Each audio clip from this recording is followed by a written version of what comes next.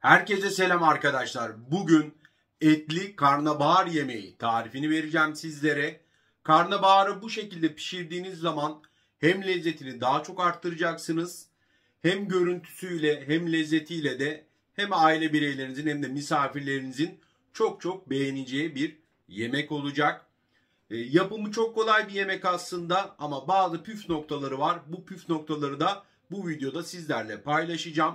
Videoya başlamadan önce de yukarıdan bir saniyenizi ayırıp bizi takip edip ailemize katılırsanız videolarımızda birçok yemek tarifinde böyle anlatımlı ölçüleriyle detaylarıyla da bulabilirsiniz. Siz de fazla bekletmeyeyim. Hazırsanız hadi başlayalım. 1,5 kilo kadar geldi karnabaharım. Gördüğünüz gibi çok büyük değil, küçük de değil. Şimdi bunu güzelce yıkayacağım. Karnabaharımı güzelce yıkıyorum. Biraz da suda da bekleteceğim. Karnabaharı ben pişirirken ve sunumda arkadaşlar çok küçük istemiyorum. Yani porsiyonluk olarak kesiyorum. O yüzden şöyle biraz parça parça. Bakın şöyle elimle bölüyorum. Şu şekilde parça parça bölüyorum. Gördüğünüz gibi. Çünkü sunumda da tabağımda bütün olarak kalsın istiyorum. Tabi damak zevkidir. Yani sizin kendi damak tadınızdır. İsterseniz daha küçük de bunları doğrayabilirsiniz. Hani size bağlı. Ama benim tabağa koyduğum zaman şöyle bütün dağılmadan durmasını seviyorum. Çünkü yemekte hem görsel hem lezzet önemli. Ben görselliğe de önem veriyorum. Tüm yemek tariflerimde biraz büyük bırakıyorum karnabaharlarımı. Bir adet de havucum var. Havucumu da şöyle halka kesiyorum. Havucumu da halka doğradım. Tencere olarak da 30'luk bir tencere kullanacağım ben. Hani karnabahar pişirirken biraz geniş bir tencere tercih ederseniz daha güzel olur. Tencereme sıvı yağ ilave ediyorum. 2 yemek kaşığı tereyağı, 2 yemek kaşığı sıvı yağ da koyabilirsiniz. Etli karnabahar yemeği yapacağım için de 350-400 gram arası orta yağlı kuşbaşı et kullanacağım. Ben eti seçerken biraz yağlı da seçmeye özen gösteriyorum açıkçası. Çünkü etin yağı da gerçekten yemeğe lezzet veriyor. Sıvı yağımızı iyice kızdıktan sonra kuşbaşı etimizi de ilave ediyorum. Yüksek ateşte etimizde herhangi bir kırmızılık kalmayana kadar etimizi güzelce biraz soteleyeceğiz. Etlerimizi sotelemeye devam ediyorum. Herhangi bir yerinde kırmızılık kalmayana kadar mühürlemiş olacağız. Ocağımda dediğim gibi şu anda yüksek ateşte.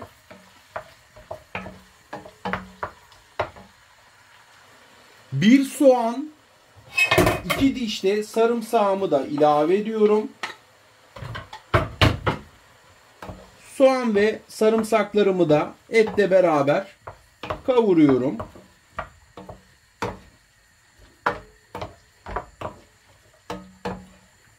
Böyle pembeleşene kadar da soğanlarımı kavurmaya devam edeceğim. Bir adet havucumu da doğradım ama bir adet de havucumu ilave ediyorum. Şimdi havuçlarımı da biraz kavuracağım. Bir tatlı kaşığı tuz, bir çay kaşığı da karabiberi de ilave ediyorum. Karıştırıyorum yine.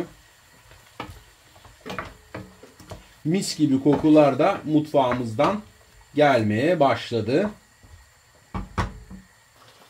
1 yemek kaşığı domates salçası, 1 yemek kaşığı da tatlı biber salçasını da ilave ediyorum. Salçamızı da güzelce kavuracağız.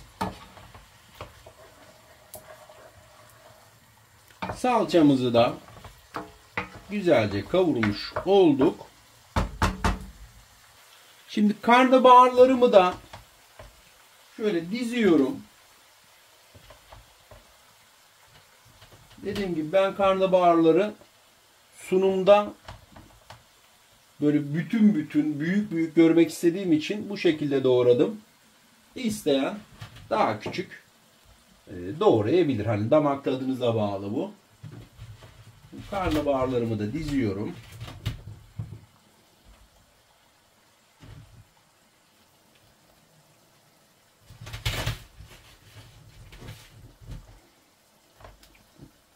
Gerçekten çok da faydalı bir sebze yemeği karnabaharda. Daha önce kıymalısını yapmıştım biliyorsunuz. Takipçilerimiz biliyorlar. Eğer bizi yeni takip ediyorsanız eğer kıymalı karnabahar yemeği tarifimizde aşağıdaki videolarımızda mevcut arkadaşlar. Oradan da izleyebilirsiniz. Karnabaharlarımızı dizdik. Şimdi 2,5 su bardağı da sıcak su ilave ediyorum. Karnabaharların üzerinden gezdirerek koyuyorum. Bardak ölçüm 200 mililitre. Yani 500 mililitre koyuyorum. Çok bulan olursa 400 de koyabilirsiniz. Yani 2 su bardağı da sadece koyabilirsiniz. Size kalmış. 2,5 su bardağı sıcak suyumu da ilave ettim. Şimdi kapağımı da kapatıyorum. Ocağımda en kısık ateşte arada dikkatli bir şekilde mesela alttaki kaynayan suyu karnabaharların üzerine dökerek pişireceğim. 10 dakika geçti. Bakın ben karnabahar pişirirken birçoğunuz belki bunu yapıyorsunuzdur ama bu şekilde de suyunu karnabaharımızın tabii kapağı güzel bir şekilde kapalı vaziyette şu şekilde getiriyorum ki suyla tamamıyla temas etsin ve gayet kolay ve rahat bir şekilde pişsin diye. Karnabaharlarımız pişmeye devam ediyor. Alt kısımda su içinde kalan kısımlarını şimdi üste aldım. Yani ters çevirdim. Yine kapağımı kapatıyorum. Kısık ateşte pişirmeye devam ediyorum. Karnabahar yemeğimiz pişti. Gayet güzel bir şekilde. Yemek piştikten sonra her zaman biraz dinlendirmekte de aslında fayda var. Ama ben şöyle sunumumuzda yapalım istiyorum. O yüzden tabağıma alacağım.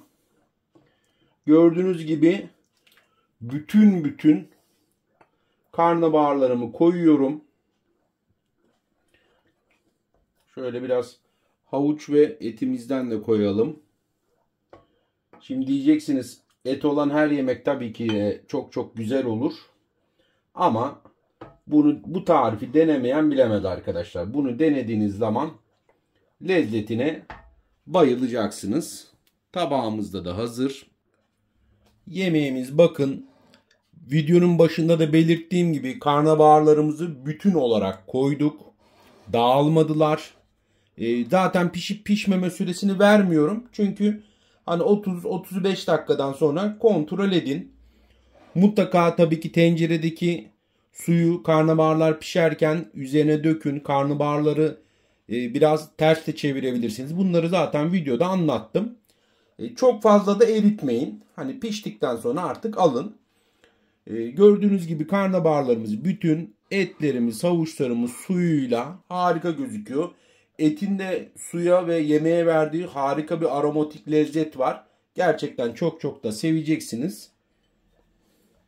Bakın şöyle. Karnabahar yemeğimiz artık hazır. Videonun başında da belirttiğimiz gibi hem görüntüsüyle hem de lezzetiyle gerçekten hem sizin hem de herkesin beğenisini kazanacak bir tarif oldu.